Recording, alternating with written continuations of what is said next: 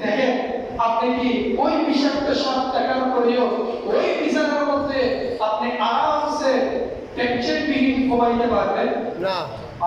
আপনারা ঘুমাইতে পারবেন না? কেন ঘুমাইতে পারবেন না? আপনার মশারির ভিতরে বিষাক্ত সাপ আছে। কি আছে? বিষাক্ত সাপ আছে। যতক্ষণ পর্যন্ত আপনি নিশ্চিত হবেন না এই সাপ সেখান থেকে দূর করে দেওয়া হয় নাই, মেরে দেওয়া হয় নাই, ওইখান থেকে তাড়িয়ে দেওয়া হয় নাই, ততক্ষণ পর্যন্ত আপনি ওই রুমে প্রবেশ করবেন না। জুলুম ঠিক কিনা? আচ্ছা, আল্লাহ আমাদের ক্ষমা করুন। প্রত্যেক আমিন। আমাদের কবরে যদি বিষাক্ত সাপ উপস্থিত হয়, চারপাশে দেওয়া, চারপাশে কি? চারপাশে দেওয়া না, আর একটা রুমে যাওয়া অথবা ওইখান থেকে বাইরে হওয়ার কোনো দরজা আছে? নাই। কোন মুখ আছে? নাই। ওই সাপগুলো সেখানে আমাকে আপনাকে তার যতগুলো শরীরের শক্তি রয়েছে, যতগুলো বিষ রয়েছে, সবগুলো দিয়ে আমাকে আপনাকে আঘাত আক্রমণ চালাবে না? চালাবে। আওয়াজ দেন না বাবা। চালাবে। আক্রমণ চালাবে না? চালাবে। তখন তো ফেরানোর কোনো রাস্তা নাই। নাই। ফেরানোর কোনো দরজা নাই। আছে? নাই। আছে? নাই। নাই।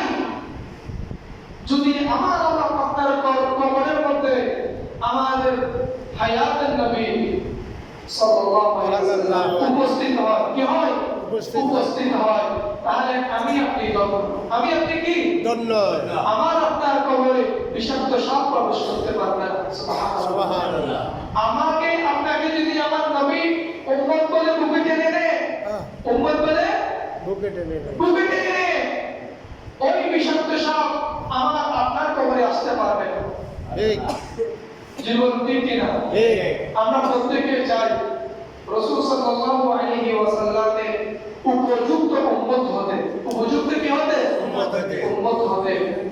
যে উপযুক্ত উম্মত, যে সাহাবাদেরকে নিয়ে হাশরের ময়দানে যখন সিংহায় ফুঁক দেওয়া হবে, তখন সর্বপ্রথম আমার নবী সাল্লাল্লাহু আলাইহি ওয়াসাল্লাম এবং ওনার সাথে সাহাবীগণকে নিয়ে জান্নাতুল বাকির মধ্যে যে সমস্ত বাসিন্দা রয়েছে তাদেরকে নিয়ে এবং যারা খানে কাবা তাওয়াফ করিয়েছে, মদিনা মুনাওয়ারায় আমার রাসূলকে সালাম পেশ করেছে, যাদের সালাম আল্লাহর দরবারে কবুল হয়েছে, আমার রাসূল জবাব দিয়েছে, তাদেরকে নিয়ে সর্বপ্রথম ময়দানের দিকে, হাশরের ময়দানের দিকে আল্লাহ রাসূল সাল্লাল্লাহু আলাইহি ওয়াসাল্লাম যেতে থাকবেন। সুবহানাল্লাহ।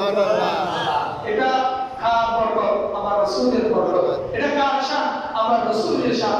সর্বপ্রথম জান্নাতের মধ্যে প্রবেশ করবে উম্মতে মুহাম্মাদি। আওয়াজ দিয়ে বলুন সুবহানাল্লাহ। ওই একেবারে আমাকে সফল হতে হবে, আমাকে সফল হতেই হবে। এক সফল হতেই হবে। এই জন্য আমার দ্বিতীয় কোনো কি নাই? রাস্তা নাই। আমাকে আল্লাহ রাসূলের উপযুক্ত উম্মত হতেই হবে। নামাজের মাধ্যমে। কিসের মাধ্যমে?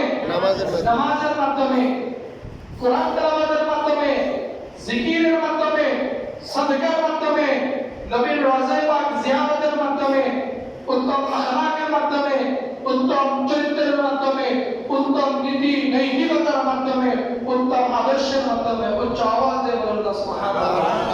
আল্লাহ এই সমস্ত উত্তম চরিত্র, উত্তম বৈশিষ্ট্য, উত্তম আখলাক, রাসূল সাল্লাল্লাহু আলাইহি ওয়াসাল্লামের যে সমস্ত শিক্ষা রয়েছে সবগুলো আমাদের জীবনে ধারণ করার তৌফিক দান করুন। আমিন। এরপরই বলা হচ্ছে عن أبي هريرة عن النبي صلى الله عليه وسلم قال ما بين بيتي ومنبري روضة من رياض الجنة। আমার রাসূল পাক সাল্লাল্লাহু আলাইহি ওয়াসাল্লাম ইরশাদ করেন, আমার ঘর এবং আমার মিম্বারের মধ্যবর্তী যে স্থানটি রয়েছে, ওই স্থানটাই হলো জান্নাতের স্থান। সুবহানাল্লাহ। ওই স্থানটা কিসের স্থান? জান্নাতের বাগান, জান্নাতের স্থান। সুবহানাল্লাহ। এই জন্য মদিনার পাথররা যখন মদিনায় যায়, ওই জান্নাতের স্থানে 2 রাকাত নামাজ পড়ার জন্য প্রতিযোগিতা কার আগে কে প্রবেশ করবে? সুবহানাল্লাহ। আল্লাহ রাসূল সাল্লাল্লাহু আলাইহি সাল্লামের মদিনা মুনাওয়ারায় যাওয়ার সময় যেমন আদব রয়েছে, ওইখানে আপনাকে মনে করতে হবে আমার রাসূল জিন্দেগি, আমার রাসূল মরা নয়, আমার রাসূল কি জিন্দা, আমার রাসূল কি জিন্দা, আমার রাসূলকে আমি সালাম দিচ্ছি, আমার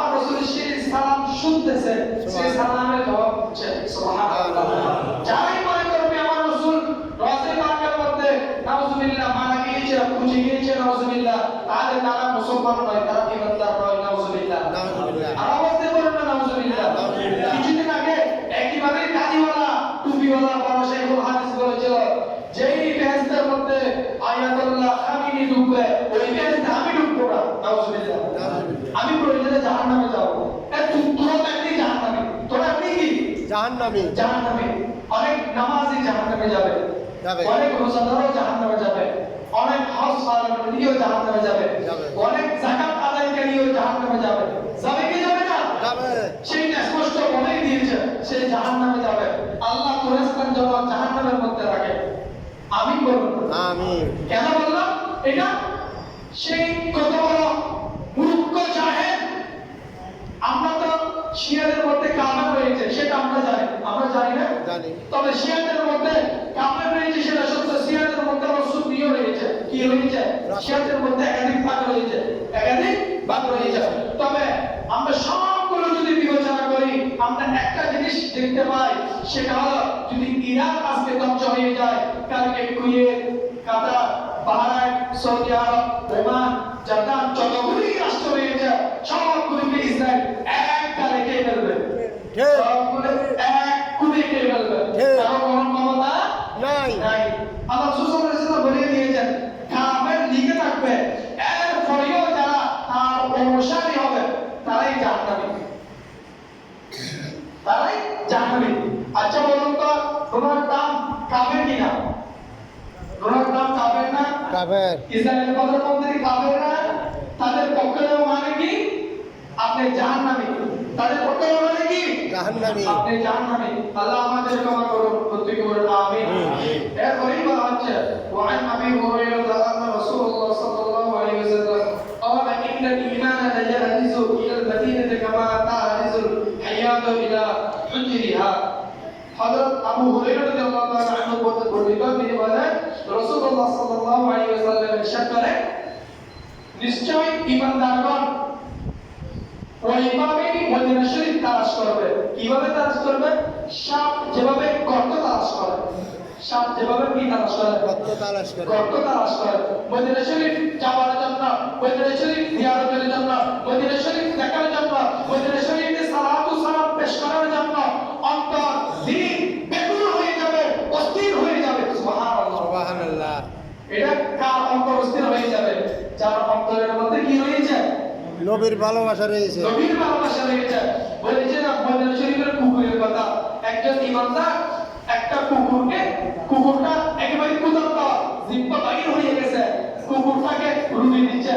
কুকুর দেখতেছে তার পাশে আর একটা কুকুর আছে। কয়টা কুকুর আছে? দুইটা কুকুর।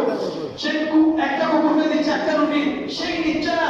যখন সেই রুটিটা মাঝখানে ভাগ করে দুই কুকুরকে দুইটা দিল, তখন দুই কুকুরই রুটি গ্রহণ করলো। সুবহানাল্লাহ। মদিনা শরীফে কুকুরের আদব আছে না? আছে। মদিনা শরীফের কুকুর সভ্য না? সভ্য। আমিও সভ্য। আমি কি? অসভ্য। আমি কেন অসভ্য? আমি তো পাঁচ ওয়াক্ত নামাজ জামাত সহকারে করতে পারি না। যদি মদিনা শরীফের মহব্বত আমার মধ্যে থাকতো, পাঁচ ওয়াক্ত নামাজ আমি আপনি ওয়াক্ত মতো আদায় করতাম কি করতাম না? ঠিক। আওয়াজ দেবার না করতাম না? করতাম। তাহলে আমার অন্তরের মধ্যে, আপনার অন্তরের মধ্যে মদিনা শরীফের মহব্বত বেশি না কম? কম। আওয়াজ দেন না, বেশি না কম? কম। মদিনা শরীফের মহব্বত করার জন্য আমাদের সর্বপ্রথম আমাদেরকে ওয়াক্ত মতো পাঁচ ওয়াক্ত নামাজ জামাত সহকারে অথবা ওয়াক্ত মতো আমাদেরকে আদায় করতে হবে। আল্লাহ আজকে থেকে আমাদের পাঁচ ওয়াক্ত নামাজ মদিনা মুনাওয়ারার ওসিলায় ওয়াক্ত মতো অথবা জামাতে আদায় করার তৌফিক দান করুন। প্রত্যেকে বলেন আমিন। আরো জোরে বলেন আমিন। আমিন। وقال رسول الله صلى الله عليه وسلم على أبواب المدينة ملائكة لا يدخلون الطاعون ولا الدجال। মদিনা শরীফের দরজার মধ্যে, মদিনা শরীফের দরজার মধ্যে ফেরেশতা রয়েছে। কি রয়েছে? ফেরেশতা রয়েছে।